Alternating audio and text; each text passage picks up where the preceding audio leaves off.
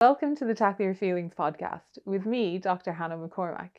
Tackle Your Feelings is a positive mental well-being campaign brought to you by Rugby Players Ireland in partnership with Zurich Ireland and the Z Zurich Foundation. We want you to rethink how you might approach your own positive mental well-being.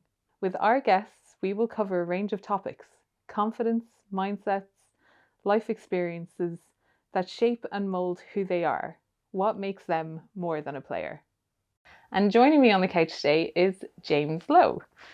James, obviously you're a well-known person, but just in case anyone was watching or listening and doesn't know who you are, you play the wing, or it says fullback on your profile as well. Sometimes I haven't seen you play fullback. Nah, not really. There's other boys who have got a better array of skills to fill that position rather than me. I just get left out there. It's okay. Yeah. So you play for Leinster and Ireland, but you're originally from Nelson in New Zealand, moved to Ireland in 2017, and you've qualified for Ireland through the residency rule. And you made your Irish debut in the 2020 Autumn Nations Cup against Wales, which both feels like yesterday and ages ago. Yes. Yeah. Yeah, it does. Jeez. Yeah. Oh, no, my international debut was, a little bit, I guess, different circumstances, obviously. Qualifying through residency and then representing Ireland in an empty Aviva Stadium as well. But yeah, obviously a huge highlight, I guess, to date of, my rugby career, and something that I'll never take for granted. It was a pretty special moment, yeah. And was it weird making your debut, like I said, in the height of lockdown? No one there to kind of cheer you on. Probably could hear a lot more. Well, I don't know, like when you're on a pitch, like having played in the Aviva since, do you hear more from your teammates when it's quiet, or is it? No, it's it was completely different. It's something that I don't think I'll ever experience again. Literally an empty, echoing stadium, and the cameraman probably hears some things I don't really, don't want people at home to hear as well. But no, it was obviously a very special experience nonetheless. And, I guess the game, well, compared to obviously that my first few test matches with no one there to now, it's very, very different. There's a lot more pressure. There's a lot more people, eyes on you. You feel it a lot more obviously with the crowd, but no, I absolutely love it. It's nothing, I wouldn't change anything for it. Yeah. And I'm going to rewind, not even just a little bit, but all the way back. So originally being from New Zealand, rugby is kind of like almost a religion over there. Yeah. But I always how did you fall into it? Was it one of those things that it was an expected thing, or you picked it up, or was it just like I guess growing up, sport was literally all I really did. I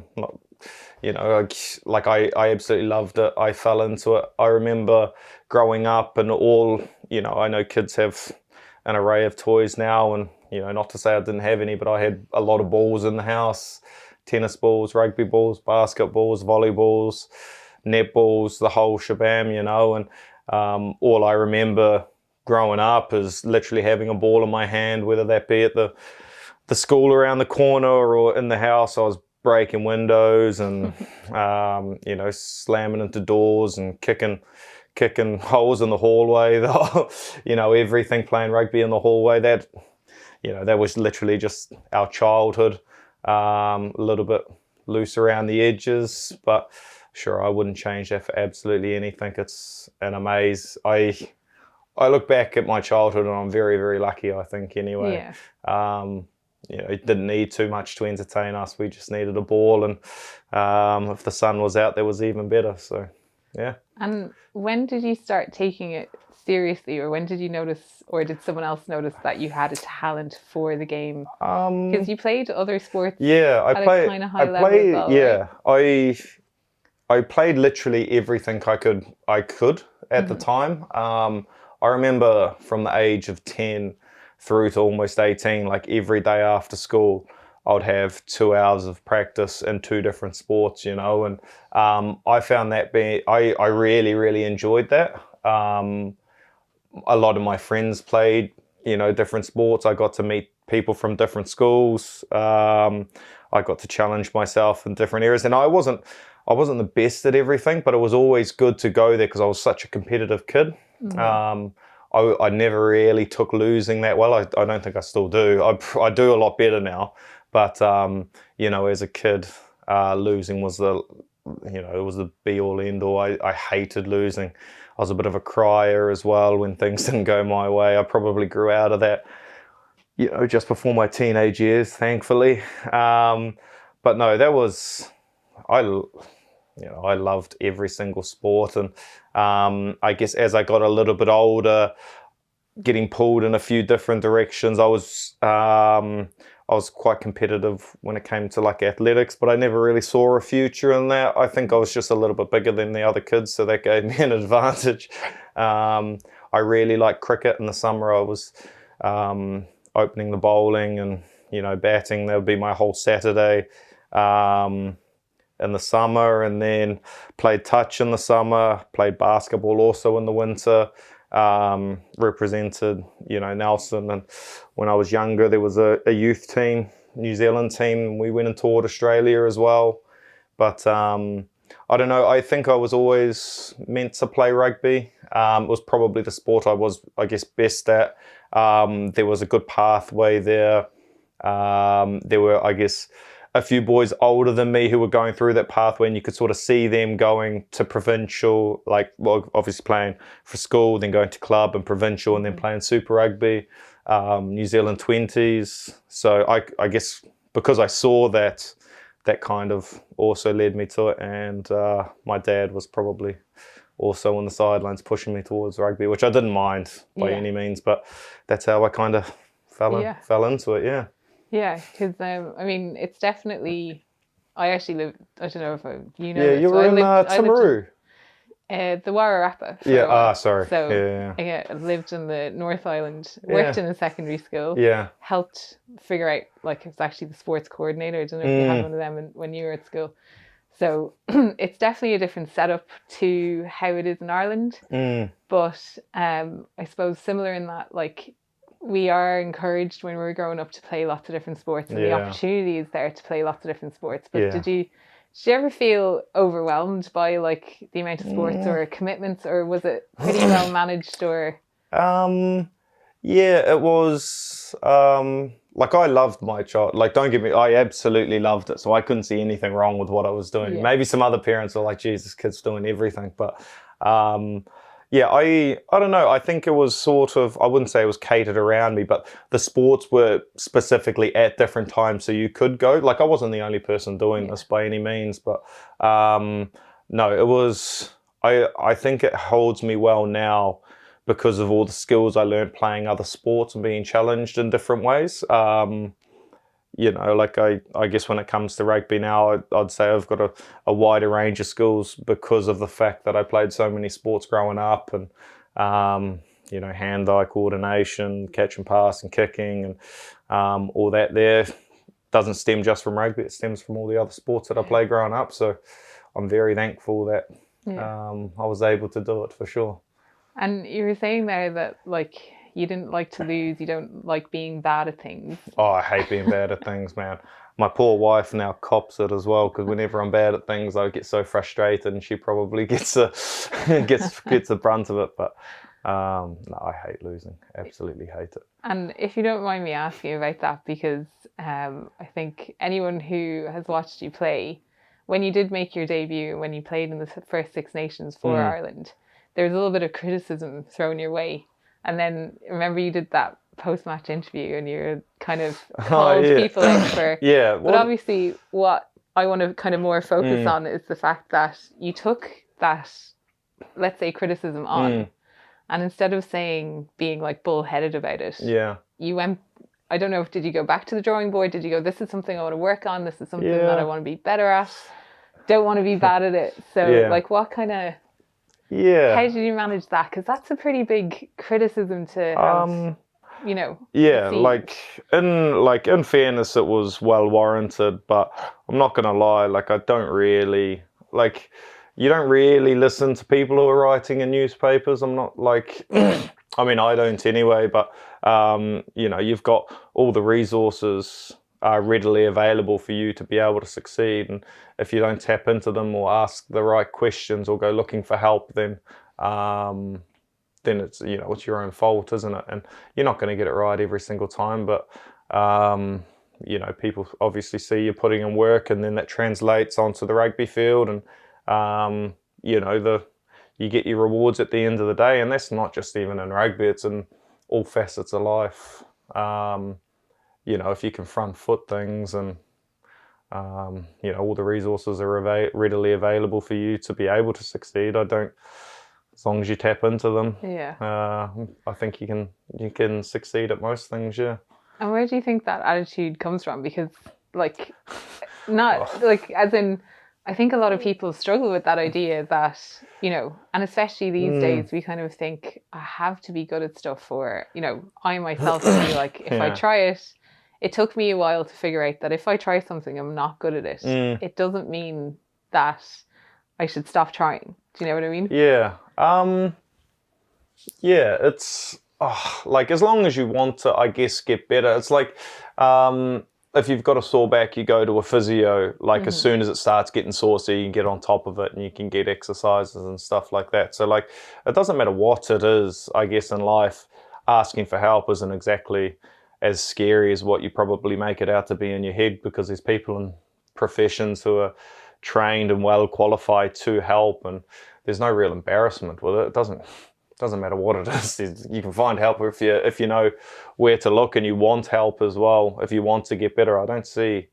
Yeah, I wasn't always like that. Like in my, you know, my late teens and early 20s, I was probably the most ignorant bastard going around. I'm not going to lie, but you know, you learn some hard lessons along the way, and you just figure it out. And you know, I think I've got a pretty good handle on things now, and I'm able to, you know, be open, honest, and transparent, and be able to, you know, ask for help when I think I need it. Yeah. And you've led me really nicely into the next question. It's like I know the questions. Yeah, it's almost like you had a look at these beforehand. But you kind of said there about, like, you know, there were some tough life lessons which have helped you get to where you are today. What would you say is the biggest life lesson you've ever learned?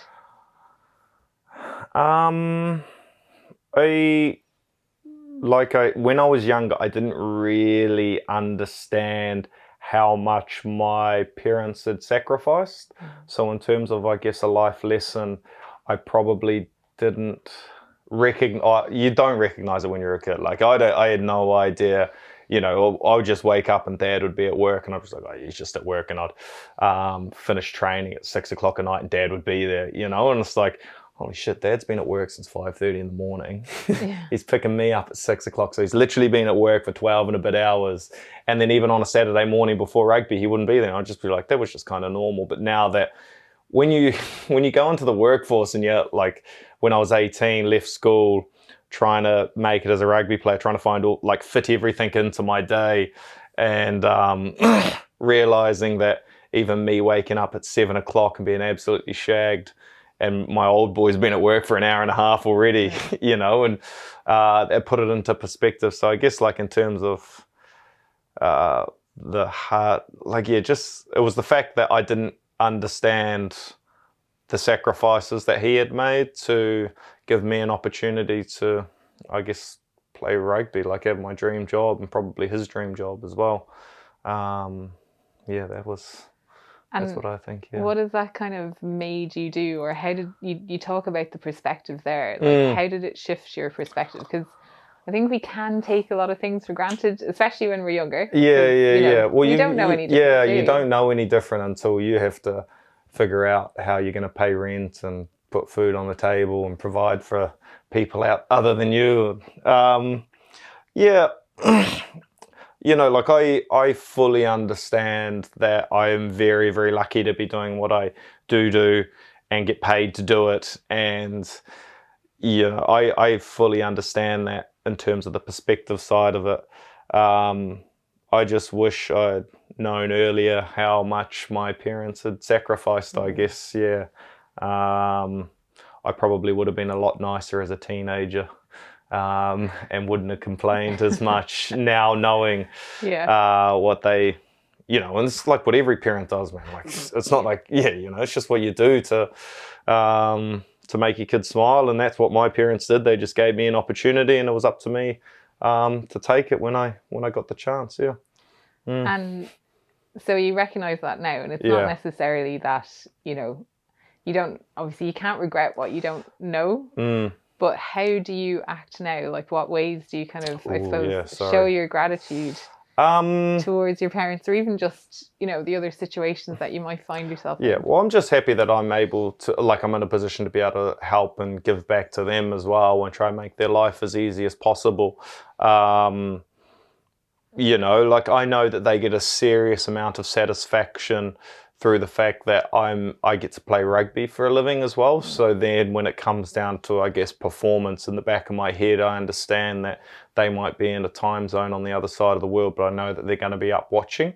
So like, I know that they're not in the stands as much as they wanted to be or want to be, but I always know that at the end of the day, like, I need to perform to, and like, give back to them, I guess, in a way. And I mean, there's so many other reasons why, obviously, I want to try and perform at my best, but knowing that my parents gave me this opportunity and I've got a limited time to play rugby, that every time I do get the opportunity, I want to give it my best, knowing that they're watching and they're going to be happy, provide them with special days as well. Yeah, because there is, like, from a sports psychology perspective, or even I think a lot of people forget to ask that question of why am I doing this when especially when times get tough. Oh yeah. So like, would you say your parents are one of your whys, or a big why for you? Oh yeah, 100%. Yeah, they would definitely be at the on my right at the top of my list. And like, talking about those dark days, like, I've been injured for I played on the weekend, so that was my first game in 5 and a bit months, and I didn't recognize that, but coming back from New Zealand, I had a problem with my Achilles. I wasn't training on pitch. I had one day on pitch, and it was a Monday, which is like a very, very low intensity, and I tore my calf again. And then that there sent me back like 3 months, and then I missed out on some really important internationals as well. And like, that is so shite, man. It's really, really tough knowing that you're like I guess my age profile, like I'm at the height of my powers, and I can't do that. And then the flow-on effect is that my parents aren't disappointed in me, but they're disappointed that I don't get to do that as well. So they're disappointed for you. Yeah, for me. They're not. I hope they're not disappointed at me yet. No, I don't think so. So yeah, that's always something that I guess plays in my mind. And I've got some good friends who are going through it at the moment, just through injury and stuff. And even it's quite a cool crew. I had when I say a cool crew, it sucks to be in the crew, but like, there was myself, Will Connors, Jordan Lama, and we're all going through it together. And you spend pretty much every day together, week in, week out. So I guess you do get to form a little bond, and you talk about little things while you're going through them. And I can't wait to see those boys back playing, because sucks being injured. Really, really sucks. And you said that you've been an ambassador with TYF for a while now, and like, we love having you as part of the team. And one of the lines that we've kind of rolled out a couple of times that you've said is kind of, looking for those silver linings in the dark days, and bad things are going to happen to good people all the time. Again, where did you get that insight, or where does that kind of come from, or that attitude, do you reckon? I really don't know. I'm not going to lie. Bad things happen to good people every day. That's the unfortunate reality of life, no matter what it is. And, I've had friends who have had to retire from injury. You think about like Leaf, terrible knee, and he was literally at the height of his powers. Bad things happen to good people, and he's a great man, but like, he's going to succeed in whatever he does, whatever life throws at him next. He's the type of person who will, sell ice to Eskimos, or that sort of thing. Like, it's literally what he can do. And like, I even think of like Connor O'Brien. Cobb, who had to retire last year, and that dude, he is smart, man. He's a deep thinker, and I can see him succeeding in whatever he does. And like, shit's gonna happen, and it's always how you respond, and it can provide serious amount of opportunities if you know where to look, and you've got the right mindset. Like, I know I tore my calf, and I looked at other aspects of my body I could try and get better. So then when I do get back to playing rugby, I'm not as shagged as what I was on the weekend. But yeah, it's like, I don't know, there's opportunities wherever you look. Yeah, I remember someone telling me before, like maybe 10, 15 years ago, that the worst mistake you can make is thinking that life is going to be fair. Oh yeah. And I remember when he told me that, I was like, oh, that's such a defeatist attitude. Like, so surely negative. You should be going in. But I suppose now, again, you realise, like you just said, things are going to happen. So it's that kind of looking for those opportunities, looking for those silver linings, like looking for other areas that you can maybe go, well, if this didn't work out, maybe I can, Yeah, it happens for a reason, eh? That's how I always see it anyway, so. Yeah, that's definitely. Yeah. And speaking of things happening for a reason, speaking of kind of like tough decisions and maybe things not necessarily working out the way you want to work out, obviously coming from New Zealand, played for the Maori All Blacks before, played under 20s for New Zealand. I'm sure, like most people growing up on that side of the world, you didn't necessarily aspire to play for Ireland. No, not at all. So how did you reconcile that difficult decision, or figure out, like, I know you've been here since 2017, but how did you figure out how to be like, this is my goal now? Yeah, how it all came about. So I was in New Zealand. I was playing Super Rugby for, I think I was going into my 5th season, and I had, I was always there or thereabouts. And at the time, New Zealand had some amazing players. They still do. Wingers into like Julian Save, Rico Ioane, Wasaki Naholo, just to name, I guess, 3 of them.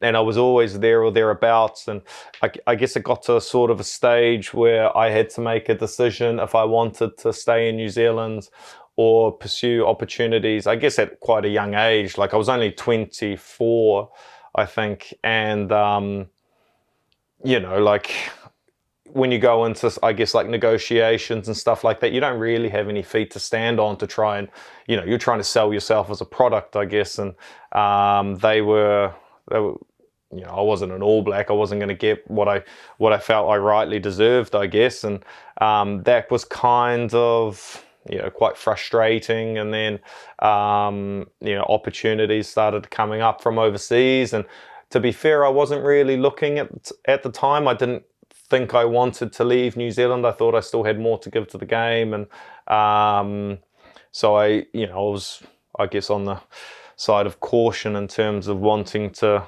go overseas. But then Leinster came knocking, and my agent, who I'm still with now, said this is an amazing opportunity for someone at your age to literally not really be, I guess it is a little bit of headhunting at a time. This is an amazing opportunity to potentially go play rugby overseas. And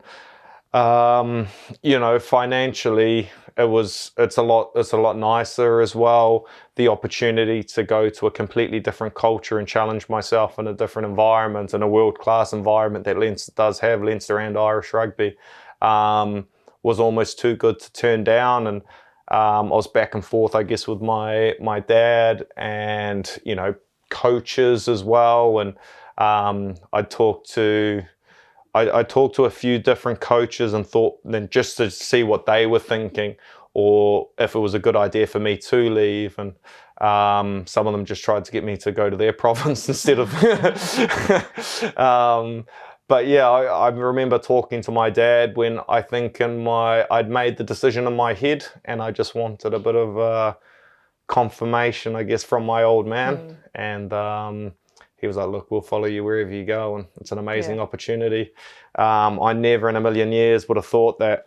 I always thought I'd go overseas and play rugby, but I thought it would be at the end of my career. I thought when I'm in my, early 30s, I might go overseas and make a quick buck like that.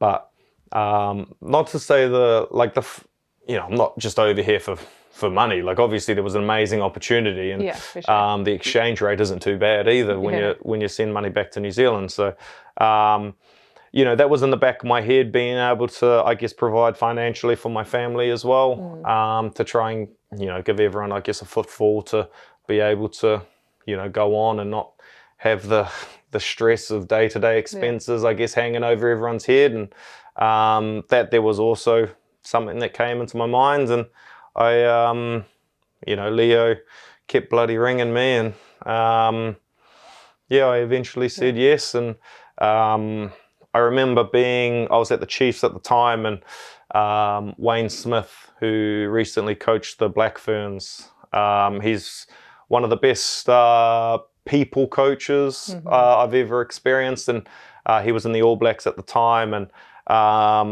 it was frustrating because the dialogue there between, we were trying to get reassurance from, I guess, people like in the All Blacks setup that, like, did you want me to stay, or like what, like, give me something here, please. And my agent went and asked the question, and then one of their manager sent back a text or something, or an email, and I was just like, what is going on here? So obviously they were like, oh, he's not going to go anyway, sort of thing. And when I told Wayne Smith, I was like, look, I've just signed to go to Leinster. He's like, what? Like, what do you mean you've just signed? I was just like, mate, I've been trying to contact you guys for for a good couple of months now, and have heard nothing back. And he was quite frustrated about that.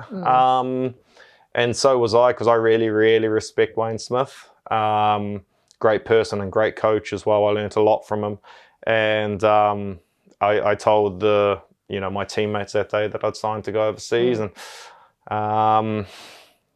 here I am. And my Everest changed, once I'd made that decision. My Everest, which was to be an All Black, had changed to now, I guess, being able to provide for my family, doing the same thing. And I learned a lot of skills, I guess, it's one of those things, like, you don't know until you leave, and then you just learn all these weird, like, skills. It's like when you first leave home, and then all of a sudden you've got to do your own, you've got to organize your breakfast, you've got to organize your laundry, you got to do your own groceries, you got to know when to take the bins out, like all these skills, like life things. And moving to the other side of the world, I had to learn everything all over again, because it's different. It's completely different, and I didn't have the safety net, I guess, of my family immediately close by, or being able to go for a feed at the family gaff and stuff like that. So no, it's been awesome. That may be a long-winded answer to the question, but no, but I think it's really interesting, because a lot of people don't look at it from that point of view. Like, as in, you've said there, a big driving force behind your decision was to provide for your family, to give back to the people who'd been, like, supporting you the whole way through. And I think a lot of people forget that rugby is, at the end of the day, your job. Yeah. Like, you're one of the, you're really good at it. So that's why you are playing it. And it just so happens you get paid for it. Whereas, like, I'm not good at rugby, so I'm not going to get paid for it. But if you try to do my job, you might not. Do you know what I mean? Yeah. So I think a lot of people kind of forget that, and, all the debates around whether or not people should be playing for countries or teams or whatever. Yeah. They forget that, you're a professional athlete, which means you're a professional. So sometimes your decisions are made professionally.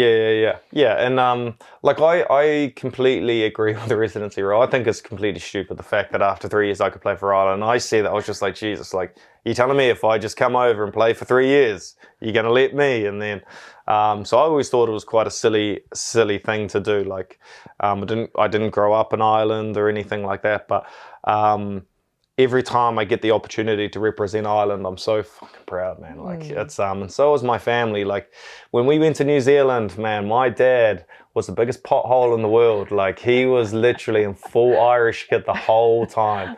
I was about to ask, like, Yeah. how do your parents, like, what's their reaction, especially when you play New Zealand? Yeah, Like, in New what Zealand camp as well. do they sit Oh in? no, they're in my camp. I could be yeah. wearing any jersey and they'd support me through thick and thin.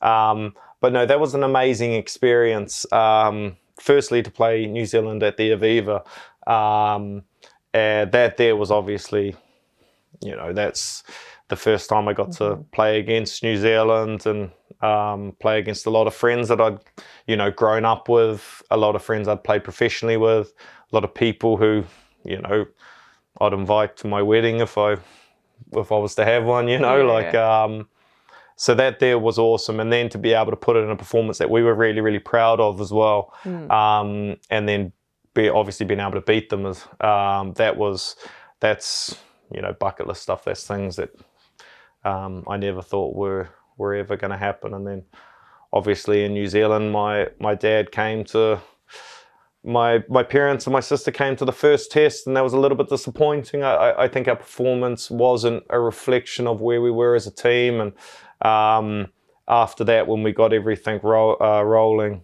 you know, my old man came to the second test and he was super proud and pumped and wearing his Irish jumper for the full week leading into that third test. I don't think he took it off. So, no, they were very, very proud. Yeah. And can you tell me about like the mixed emotions that you would have experienced, or were they mixed when you did, you know, the first time wearing an Ireland jersey in Dublin, standing in front of the haka, which, you know, you're Maori, so there's going to be a lot of significance for you in that.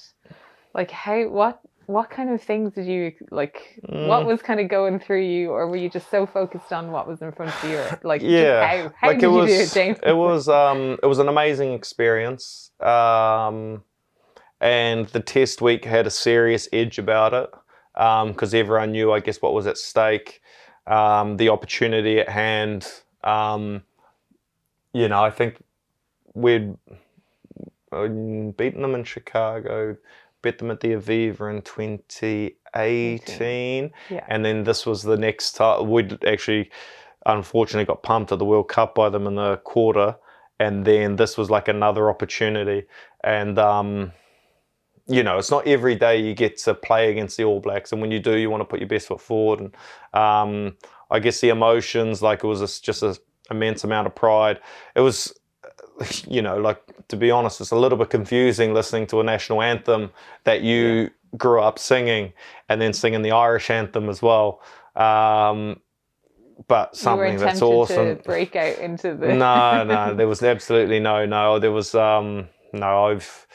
My allegiance is well and truly with Ireland now. Don't you worry about that. It's but yeah, and then I guess the game sort of played out, and I feel like we were on top for so many long periods of the game, but we let them in through our own mistakes, and it was close at the end, and then there was a few big plays, and Joey knocked over that penalty, and I think it gave us 8 points, and you know, at the end of that game was pretty special. Yeah. Was it emotional, or like, did you kind of can you remember, or was it a bit of a blur?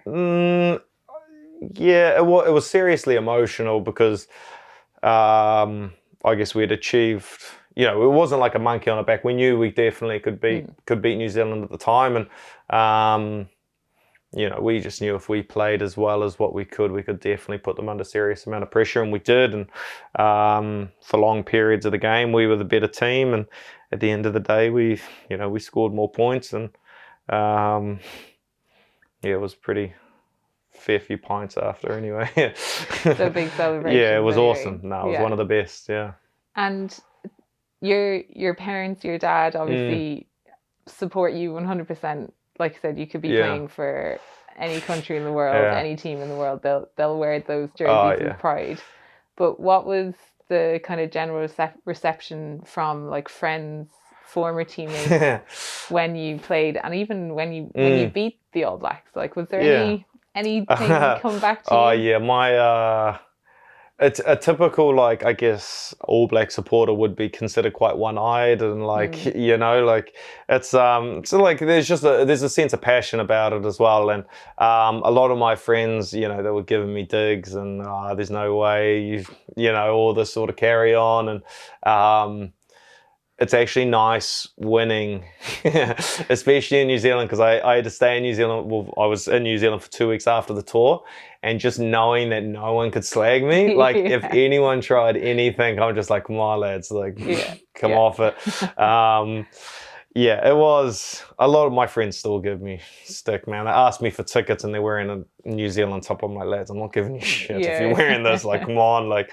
But no, I'm in a, you know, we've still got a group chat, my friends and I, and they still give me shit, but they also support me quite a lot. So yeah. And again, great lead into another question I want to ask you about. So you know, you have a group chat now with the guys at home in New Zealand. Obviously technology is great for that. You spoke about kind of your family, your parents, your siblings as well, turning up to games. But did you feel like you had that good support network? Like, where did the guys you're in a group chat with now, are they from school? Are they from rugby? And, you know, you've answered the question in the sense of they're still there, but how has it developed? How has it changed? Like, has it evolved? Are there any relationships that you're kind of like, yeah, we're not as close or as tight now? Or and obviously distance makes a huge difference. For sure, it does. And in fairness, I wish we were. I mean, we're just, you know, men.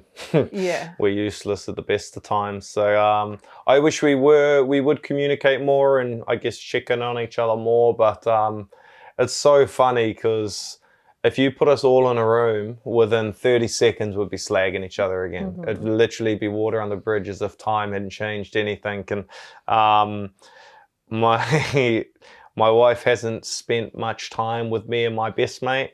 And when I was in New Zealand, we had 3 days and it was literally just a slag fest, like as if nothing had changed. And everyone was just kind of listening, just like waiting for the next barrage of abuse that we were going to give each other. But, you know, like absolutely nothing changes when we get back together, which is an amazing thing. And we're still the, you know, 16, 17, 18-year-old kids that we grew up running around Nelson, getting up to all sorts of mischief together. So I know that, I guess, time and distance has made things tough, but whenever we're back together, it's literally like water under a bridge. You could have been hanging out yesterday as opposed to months ago. So no, we've still got a decent group of mates that we. And would you say it's important to hold on to those friendships? Because, you know, it can be very easy. Like, you literally, different time zone, different way of life, like different season. You're like, oh, it's pretty cold today. They'll be like, yeah, we're it's 30 degrees. Like, It is tough, but if you want to make it happen, then you'll make it happen, you know. And like, I wish we were better. I wish we did contact a lot more, all of our boys. And you know, my best mate's trying to organise his 30th in Bali, and he's sending me through dates. I'm like, dude, like, I just can't, like, I can't get a weekend off in May. Like, it's Leo, I'm just gonna skip out in that game. It's Champions Cup knockout stages, but my mate's having his 30th, so I need to go to that. But they do understand that, and a lot of them are going, and it breaks my heart that I can't go. But you know, I've been trying to get them to come to Europe. A lot of them haven't. A lot of them have gone and worked in Australia, and they've moved into different places in New Zealand. But it just sucks with COVID, because COVID would have been a perfect time for everyone to come over. And I mean, the last 4 years of our lives have been, we've been pretty restricted. So, no, a few of them are coming over to Europe next summer. And yeah, I think we'll be a fair bit of, there'll be a bit of havoc when they turn up in Dublin anyway. So, and I think that's an important thing to kind of point out. You said that, like, obviously your friend's having his 30th, he's going to Bali. It's not just a sure call round for like, you know, celebrate. Yeah, I know. That's So, you know, it's a pretty big deal, but he obviously isn't like some people have friendships where you can't do something and the other person gets really pissed off or really annoyed at you. But like that's obviously not the situation. Yeah. So what would you say about stuff like that? Like you know, like passing conversations. Oh, what are you up to for the weekend? And people will be like, oh, I'm just heading back to the parents for like dinner on Sunday, or my friend's birthday's on the weekend. We're going out to dinner, and I'm just like, Jesus, man, you guys are pretty lucky just to be able to do that. And I know that like it's my own fault that I'm over here by all means. Like I decided to make it over here, and I guess in terms of that silver lining, you know, I miss out on some amazing things, but I also get to experience an amazing way of life that I never would have in my wildest dreams thought that I'd be living on the other side of the world, you know, playing rugby and making I guess a life of it, you know. So there's good and bad things. I miss out on a lot of, you know, like I said, birthdays, but nieces and nephews growing up, that sort of thing. So picking them up from, you know, kindy or creche, things like that. So works both ways. Like, but you know, the good relationships, people understand. People like they don't get annoyed at you for. Oh no. They when they come over here, they don't pay for a bloody thing anyway. They're bloody it works. They all come over here and you make it up to them. Yeah, but like because I know that they're making the effort to come. Yeah. You know, it's if I wanted to go home, it takes me 30 hours. You know, that's it. Like door to door, it's a long way. So if anyone ever made any sort of effort to come over here, then like you always get looked after, and I feel that's just the way that it is, and it doesn't matter who it is. Kind of you saying thank you, because it does mean a lot when people come over, and it means, you know, it does. And so you kind of spoke about the guys who were in that injury group, which is obviously not by choice. You don't kind of sit around and go, do you know what would be good to do this weekend? Jeez, we should get, let's all get injured.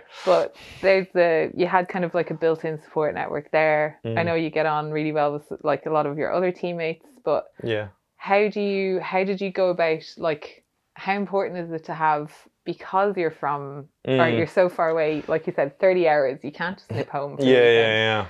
Like, how did you kind of do that to get that support network here? Yeah, to try. I guess like the foreigners, you know, call us the foreigners. So like myself, Jamison, Mike, Charlie, Jason Jenkins as well. He's now in our foreign crew. You know, pretty much anyone who doesn't have their immediate family here. Like we organise Christmas, and they're all organising that and thinking dress ups and stuff. And like, I don't want to be the Grinch here, but you know, they're organising dress ups and things like that, and that's all really, really exciting. And all of them have kids as well, so it's not just for, you know, it's for the kids. Like that's literally what we're doing, and trying to just give them a feel of a sense of family and Christmas and what it's about. So you know, all the girls get on really, really well. All the kids play together, and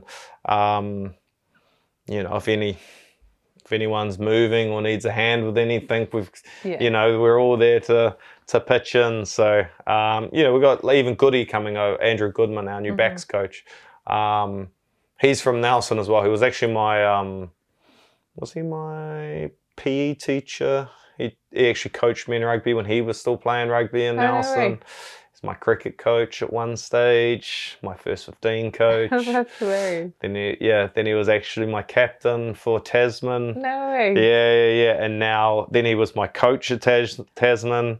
Then he went down to the Crusaders. I came over here. He actually played in Leinster, and now he's coaching over here. So no, we've been together through it all. So, you know, it's literally that's our you know, safety net now. Yeah, because like, you know, you're in a situation, like I said, where you don't have access to your family in the same way that a lot of people, but obviously there are people out there who, for whatever reason, don't get on with their family. So it's kind of like, if you find, you can create family through others. You can find a way to people that you, I guess, trust, and you take their word, and their words carry a lot of weight, and like I guess that's what we do, is I guess the foreign crew. But yeah, I wouldn't change any of it. I really, really enjoy our life over here. I shouldn't complain too much by any means, but no, we're very, very lucky over here. Yeah. I think everyone around understands as well.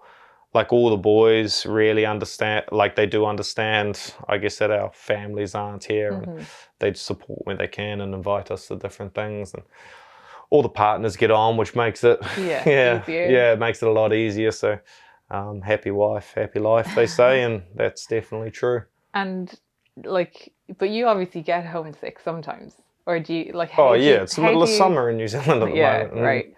Running around in sleet and rain. So how do you deal with like the days where you are kind of like, not necessarily I want to go home, but just that missing the family, or you know if it is Christmas or if it is birthdays, do you just go whatever, or do you have kind of certain ways that you kind of manage it? Well, I still make sure I get like people a gift, especially for birthdays. Christmases are a little bit different, but like it's actually my sister's birthday today, which was yesterday in New Zealand. And like it's just even little things like I think I hope she's opened it, but we got her like mugs and like handmade mugs and things like that, like one for her and her husband and for the kids, like just things like that. So you still do connect as well as what you can, but obviously the distance is very, very tough. But Christmas sucks, I'm not going to lie. Like as much as you do try and make it over here, like it just, Christmas is about family, and the fact we don't get to spend it with our families is pretty tough. But obviously you've made the decision to come over here as well. So, but no, used to like, my wife and like my wife would be in one area of the house, I'd be in the other, and everyone's sort of opening presents and stuff like that. So it is what it is. You make the best of a situation, And do you have any kind of like go-tos where you're feeling a bit like, would you be, because you might feel homesick and it's like middle of the day here, middle of the night, so you can't pick your phone up. So well, what do you do to kind of just... My wife would probably catch the brunt of it, I'm not going to lie, but she's also very, very good in situations and understands when sometimes I might just need some space, or like if we do need to talk it out. And like at the end of the day, we're on a very, very similar journey, and we always want what's best for each other. And when you sort of understand that, then you can, I guess, talk through it. And there's a serious amount of understanding there, I guess. And we just want each other to feel better because, we're in the same boat together. So she's pretty good with dealing with her grumpy 30-year-old husband, most of the time. Well, she's in it for life now. Poor thing, man. Yeah. What is it? In goodness and in... Oh, I can't even remember. Sickness and health, good times and bad times, blah, blah, blah, blah, blah. I always say he's just legally obliged to hang out with me now. Yeah, well, I got married in Vegas, so we were both very happy. So your dad was a big influence kind of like, and huge supporter. And then you kind of referenced Wayne Smith. So Smithy. But was there anyone else who kind of you like aspired to be, or you really looked up to, or did you have anyone like in your life who you're like, I like the way he works or she works?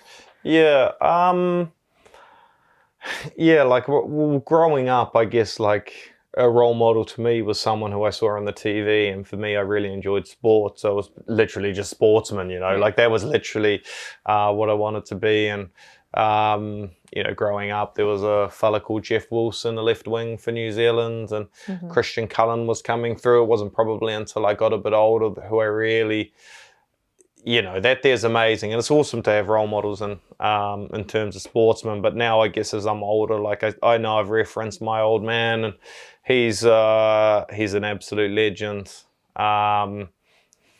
Serious amount of sacrifices that he made in terms of his time to provide his children with the opportunity to, my brother's very smart. He provided him with an opportunity to go to college, and my sister, she's a qualified teacher now, and I know it's through, a lot of it was through his sacrifices, which was his time. And he'd still be my number one, I'm not going to lie. Wayne Smith, in terms of a coach, was highly influential when I was playing provincial rugby and other teams, I guess Super Rugby.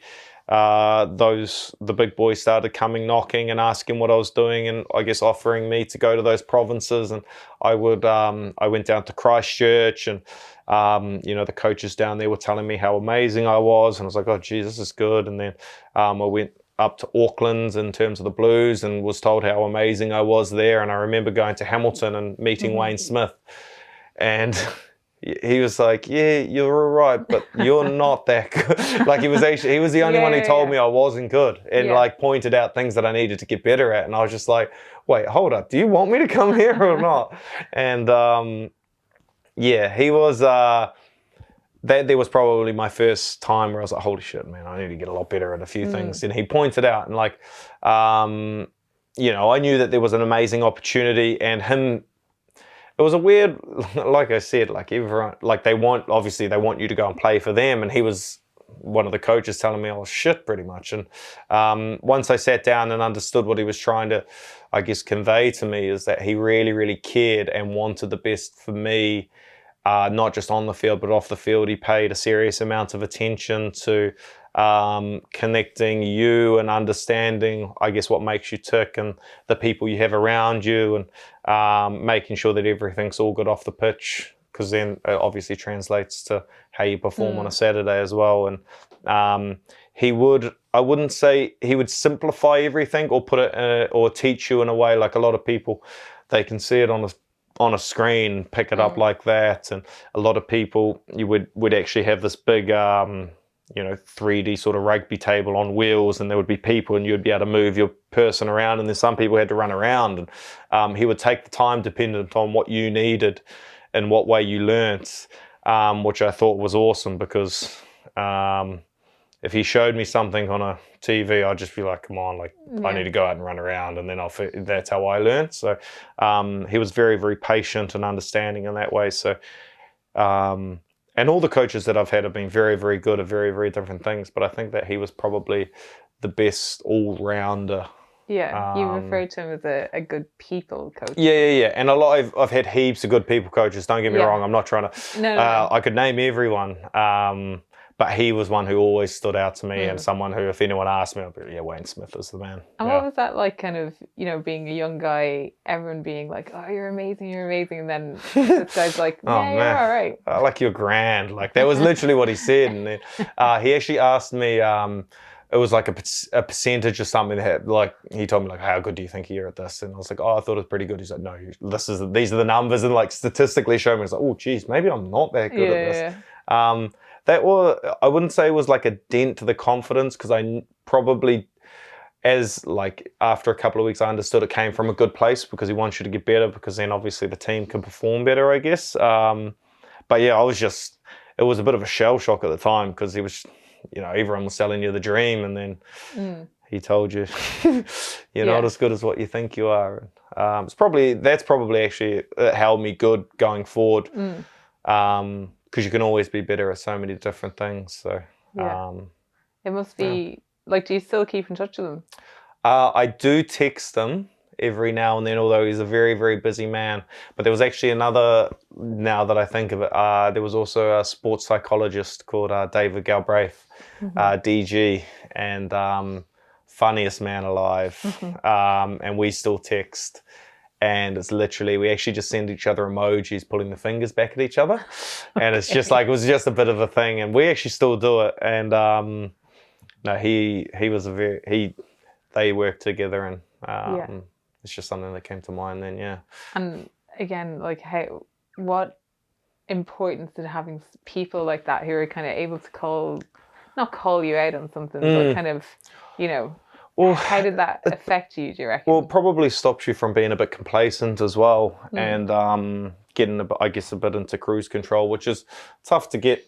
It is tough, I guess, in a professional environment to go into cruise control, because you get found out, because literally, I guess if you're at university and you're studying, you have exactly when a test is, or an exam, or an end of year, or but in professional sport, every Saturday you're getting put through your paces to see where you're really at. So from Monday to Friday, you have to be so diligent in your preparation to make sure on Saturday, which is, I guess, the entertainment where you go out and perform, is where it needs to be.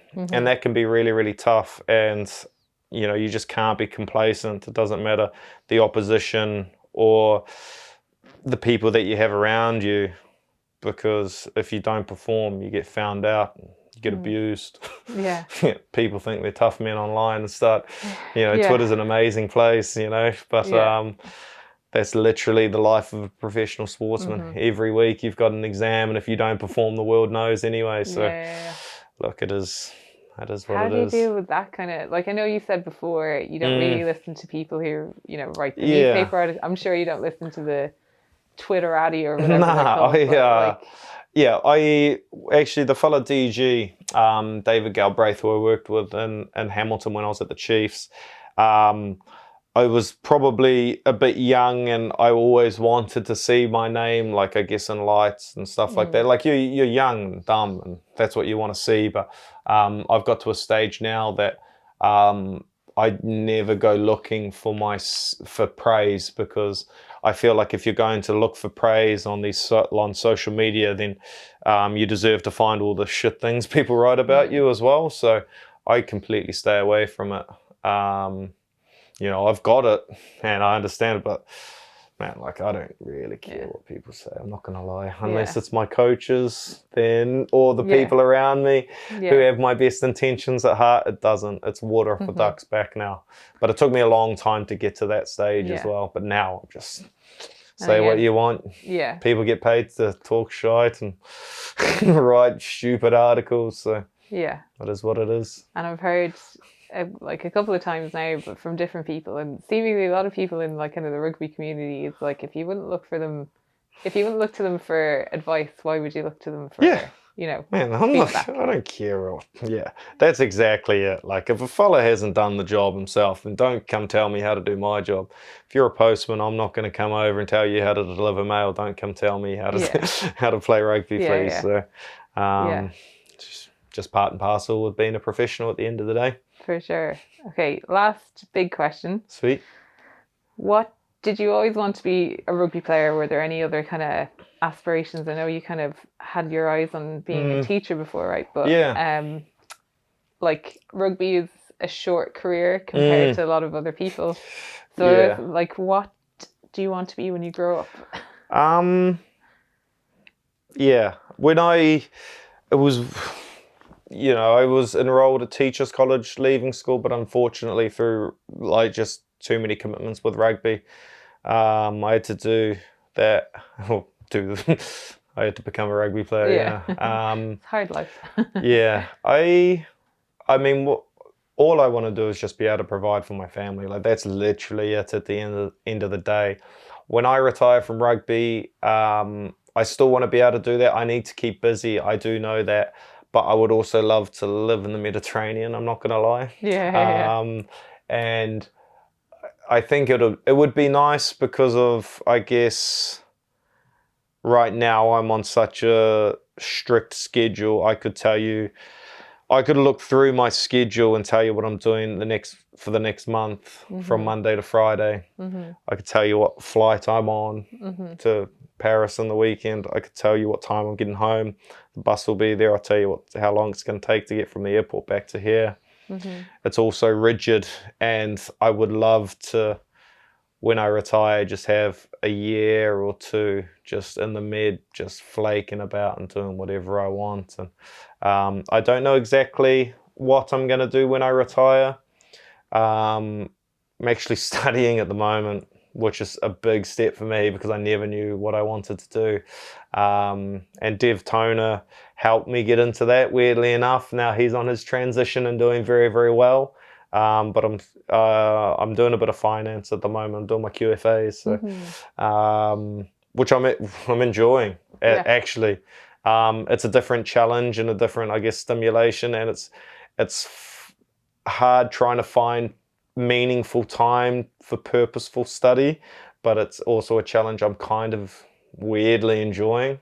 Well, it's different, right? It's like it's out of your comfort zone. Yeah, I know. And I wasn't bad at school, but I didn't apply myself at all. I was ignorance and a cocky little bastard, I'm not going to lie. And I was probably a teacher's worst nightmare, I'm not going to lie, but I'd always pass. I wouldn't try, no, I would get 50% and pass, And now that I've been in an environment where you have to be at the top of your game all the time, going into study now and not being good at it is something I really didn't like at the start, but I've found a system that I think is working for me, and I'm enjoying it at the moment. I also have only just started getting back playing rugby, so it's now going to be trying to find the balance. But I'm really enjoying it, and when I retire, see what happens. Yeah, but it is I think that's something else that I've spoken to kids about it before. It's the idea of sometimes you need something really different. So when you're younger, it's having a sport which helps you kind of get away from school, get you away from study. Yeah. Whereas the flip side is for you. Yeah. Now you're in sport, it's almost fun and challenging to have something to study. Completely different, yeah. Yeah. Because I've been trying to find something that tickles my fancy for the last 10 years outside of sport, and I haven't been able to find it, and I've been looking, and who would have thought Dev Toner would have helped me do that? But no, he's a great man, and that's cool. That's where we're at. And it's great to have even that support outside in that area of your life. Well, it kind of was because I guess I was I knew we were retired, and I was like, oh, do you want to go for a coffee sort of thing? He's like, yeah, I do.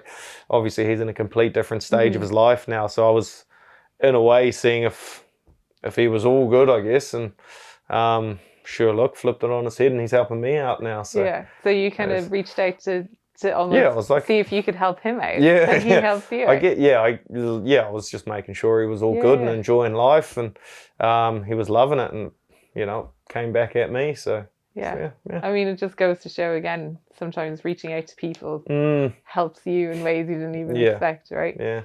All right, so we've finished with the big questions, so you can take a breather.